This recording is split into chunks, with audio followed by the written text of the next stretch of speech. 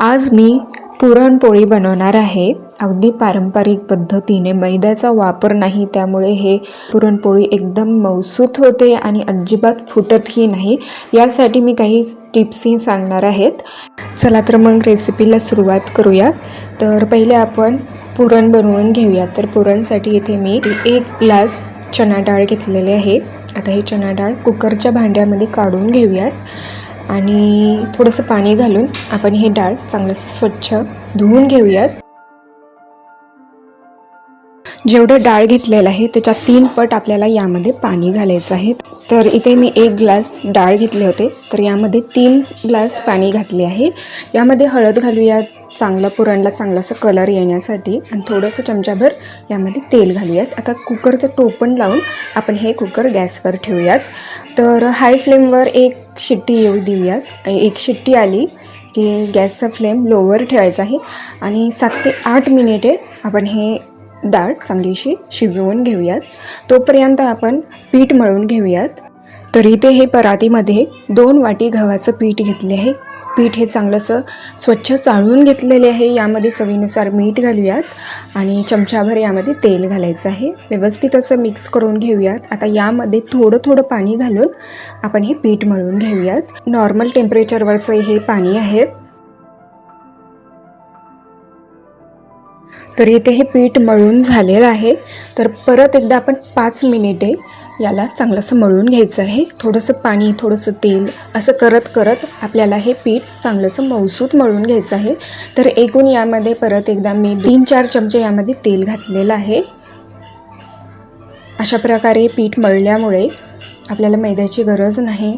चांगली अशी पोळ्या मऊसूत होतात आणि अजिबात फुटत नाही. पोळ्या हे पूर्णपणे आपण जसे पीठ मळलेलं आहे त्यावर हे अवलंबून असतो. त्यामुळे 5 मिनिटे इथे मी चांगलं असं हे पीठ मळून घेतलेलं आहे. याला थोडंसं तेल लावूयात आणि 10 ते 15 मिनिटासाठी आपण हे बाजूला ठेवूयात. तोपर्यंत आपण पुरण तयार करून घेऊयात. तर इथे हे डाळ चांगलं असं शिजलं गेलेलं आहे. डाळ बोटांमध्ये दबलं जात आहे. तर एक चाळणी घेऊयात, एक भांडं घेऊयात, यामध्ये चाळणी ठेवूयात आणि डाळीमधलं जे पाणी आहे ते पूर्णपणे आपण काढून घेऊयात.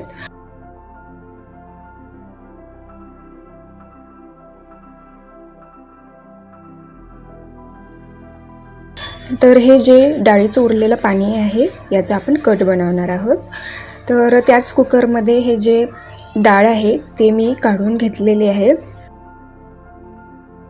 आता यामध्ये साखर घालूयात. तर 1 वाटी 1 ग्लास इथे हे डाळ होतं, तर अर्धा ग्लास यामध्ये मी साखर घातली आहे.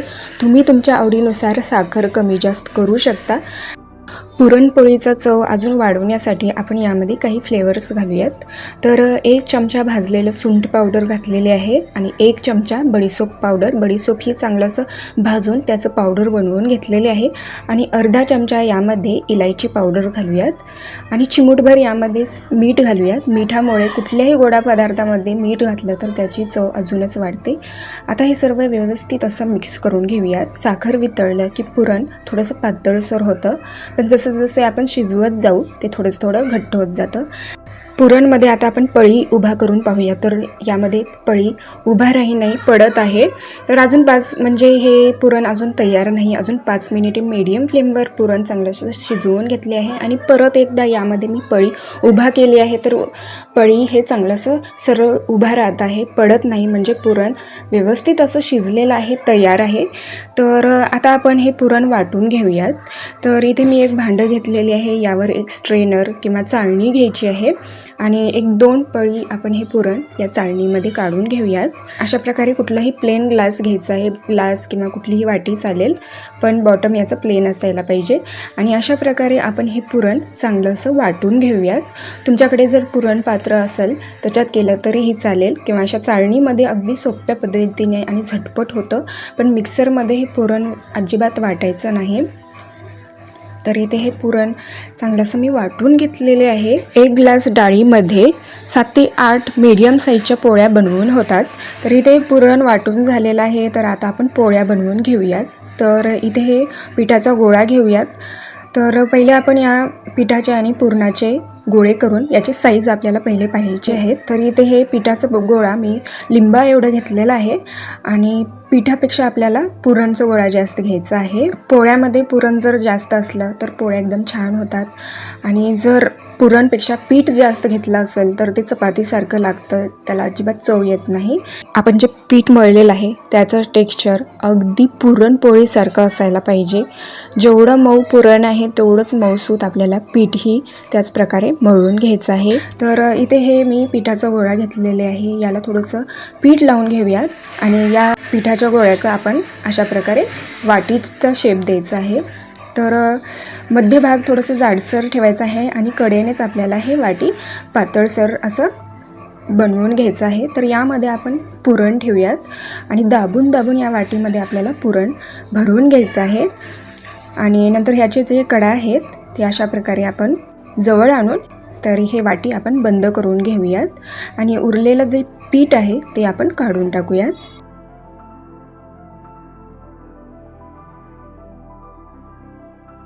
व्यवस्थित असं गोल आकार देऊन थोडंसं पिठामध्ये आपण हे घवळून घेऊयात आणि अशा प्रकारे आपल्याला थापटून घ्यायचं आहे, म्हणजे पुरण कडेपर्यंत चांगलं असं पसरलं जातं.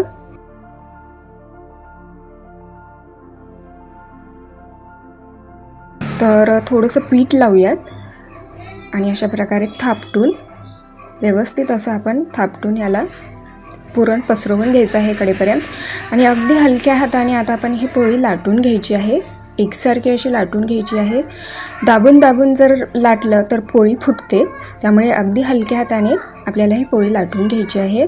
आणि जर जसं लागेल तसं यामध्ये थोडं थोडं पीठ टाकून आपण ही पोळी लाटून घेऊयात.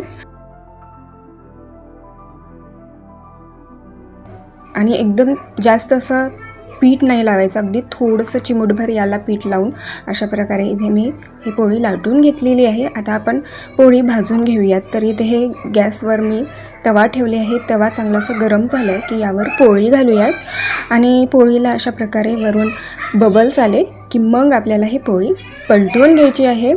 गॅसला मीडियम फ्लेमवरच ठेवायचं आहे, म्हणजे लो फ्लेमवर ठेवलं तर पोळी एकदम कडक होतात आणि हाय फ्लेमवर ठेवलं तर पोळी करपू शकते. आणि नंतर पोळी चांगली अशी फुगली गेली की याला चांगलंसं तेल लावून घ्यायचं आहे. तेल किंवा तूप काही लावलं तरीही चालेल. तर पूर्ण पोळीभर आपल्याला तेल लावून घ्यायचं आहे. दुसरी बाजू पलटवून घेऊयात आणि दुसऱ्या बाजूनेही चांगलंसं तेल लावून घ्यायचं आहे. आणि पोळी पलटताना मात्र खूप वेळा फुटलं जातं, त्यामुळे उलटण्याने किंवा हाताने अगदी हलकं असं आपल्याला हे पलटून टाकायचं आहे. त्यामध्येही खूप वेळा पोळ्या फुटले जातात. तर अशा प्रकारे इथे हे मस्त पोळी फुगली गेलेली आहे, अजिबात फुटलेली नाही. आणि यामध्ये मी मैद्याचाही वापर केलेला नाही, तरीही पोळी अजिबात फुटलेली नाही, मस्त अशी फुगली गेलेली आहे. तर याच प्रकारे आपण बाकीचेही पोळ्या बनवून घेऊया. पोळ्या कसे होणार हे पूर्णपणे डिपेंड आहे आपण जे पीठ मळलेलं आहे त्यावर. जसे आपण पीठ मळू तसंच हे पोळ्या होणार आहेत. पीठ चांगलं मळलं गेलं तर पोळ्या एकदम मस्त न फुटणारे मऊसूत होतात. त्याला आपल्याला मैद्याची अजिबात गरज लागत नाही. आणि पुरणचं जे जसं टेक्स्चर आहे तसं मळलेल्या पिठाचा असायला पाहिजे. पोळी हे मीडियम फ्लेमवर पोळी चांगली अशी भाजून घ्यायची आहे. अशा काही टिप्स ट्रिक्स वापरल्या तर पोळ्या पहिल्यांदा जरी केले अगदी परफेक्ट होतात. चला तर मग परत भेटूयात अशाच एका नवीन रेसिपीसोबत.